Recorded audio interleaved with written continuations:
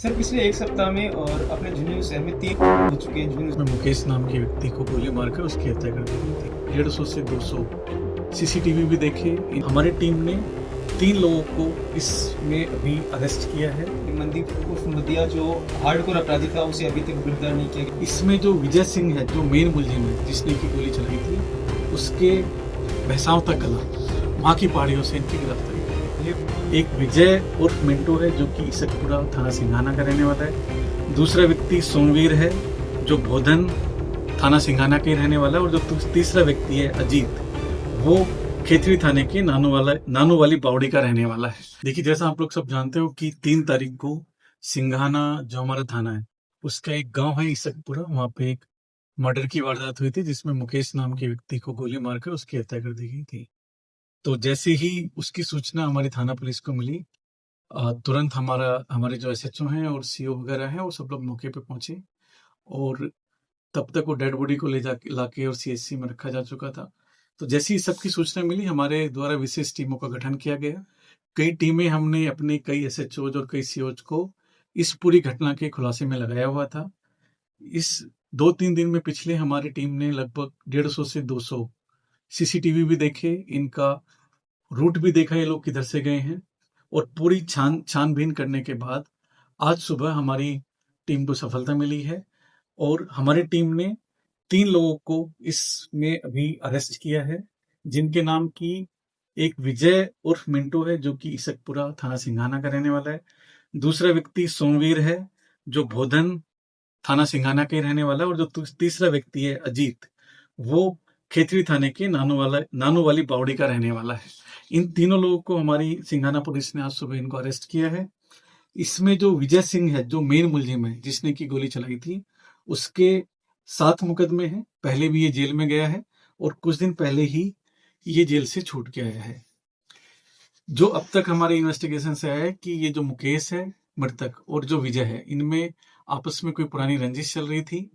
पहले भी कोई 1 साल पहले भी लगभग इनमें कोई आपस में मारपीट हुई थी और सोशल मीडिया में भी एक दूसरे को लेके कोई कमेंट हुआ था। उन सब चीजों को लेके इनमें रंजिश चल रही थी। और 3 तारीख को ये मृतक है मुकेश इस इसकपुरा गांव में अपने किसी मित्र से मिलने आया हुआ था। उसी दौरान इन्होंने प्लानिंग करके और पहले इसको मोटरसाइकिल से गिरा के और फिर इस पे फायर करके इसकी हत्या की थी। सर, जो मृतक है उसकी कोई आपराधिक पृष्ठभूमि है क्या? देखिए, मृतक का अब तक कोई क्रिमिनल रिकॉर्ड है नहीं। कोई भी क्रिमिनल रिकॉर्ड अभी है नहीं मृतक का। जो मुकेश नाम का मृतक है, इसका कोई भी मुकदमा दर्ज नहीं है। सर ये प्लान कब से बना रहे थे क्या? देखिए, इसके बारे में हम डिटेल अभी इन्वेस्टिगेशन कर रहे हैं, क्योंकि इनकी रंजिश लगभग पिछले 1 साल से चल रही थी और ये अभी 20 दिन पहले लगभग ये जेल से छूट के आया था विजय। तो इसके बारे में भी हम इसे डिटेल इन्वेस्टिगेशन कर रहे हैं। एक गांव है पास में ही, लगभग 10 किलोमीटर है वहां से, इसकपुरा से भैंसावता कला, वहां की पहाड़ियों से इनकी गिरफ्तारी की है। ये वहीं पे फरारी काट रहे थे? ये अलग अलग जगह फरारी काट रहे थे। ये लगातार इधर उधर इनका जाना हो रहा था। नीम का थाना की तरफ भी था, सिकर की तरफ भी था। तो ये लोग छुपते घूम रहे थे। हमारी टीमें लगातार कैमरे वगैरह देख के इनकी लोकेशंस ट्रेस कर रहे थे। आज सुबह हमने यहाँ पे इनको इस जगह से गिरफ्तार किस बात को लेकर थी इनकी? वैसे रंजिश मैं वही कह रहा हूँ कि इनकी कोई मारपीट हुई थी 1 साल पहले, आपस में झगड़ा हुआ था। और ये जो मृतक है, इसके कुछ मित्र भी हैं वहाँ के इसकपुरा के रहने वाले, और कुछ सोशल मीडिया पे भी इन्होंने आपस में कमेंटबाजी की थी। तो इन्हीं सब चीजों को लेकर इनकी रंजिश चल रही है। सर, हथियार वगैरह भी मिला है इनके पास? वो अभी हम इनसे इन्वेस्टिगेशन कर रहे हैं। सर पिछले एक सप्ताह में और अपने झुंझुनू शहर में 3 मर्डर हो चुके हैं झुंझुनू जिले के। देखिए, 3 वारदात हुई हैं। एक पिलानी में हुई थी, एक चिड़ावा के पास में हुई थी और एक ये है। तीनों में हमने पुलिस ने त्वरित कार्रवाई करते हुए और मुलजिमों को अरेस्ट किया है। सर अक्टूबर में डेनिस बावरिया हत्याकांड हुआ था जिसमें मनदीप उर्फ मदिया जो हार्डकोर अपराधी था उसे अभी तक गिरफ्तार नहीं किया गया। उसके बारे में आपका क्या? देखिए, अभी भी पुलिस मुख्यालय की तरफ से एक अभियान चल रहा है जिसमें हत्या या और जो जघन्य अपराध हैं, उसमें किसी भी तरह के वांछित जो अपराधी हैं उनको पकड़ा जाना है। तो उसमें भी हमारी टीमें लगी हुई हैं। अगर कोई भी पुराने प्रकरण में भी अगर कोई पेंडेंसी है, कोई गिरफ्तारी पेंडिंग है, तो उसमें भी हम विशेष टीम गठित करा के और उनकी अरेस्ट भी सुनिश्चित करेंगे।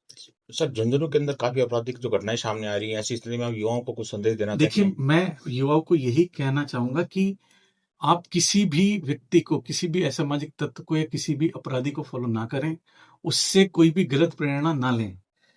अगर आप वो अच्छा आगे जीवन चाहते हैं, अपने माँ बाप और अपने परिवार को आगे अच्छे से बढ़ाना चाहते हैं, तो किसी भी असामाजिक गतिविधि में, किसी भी आपराधिक गतिविधि में संलिप्त ना हो।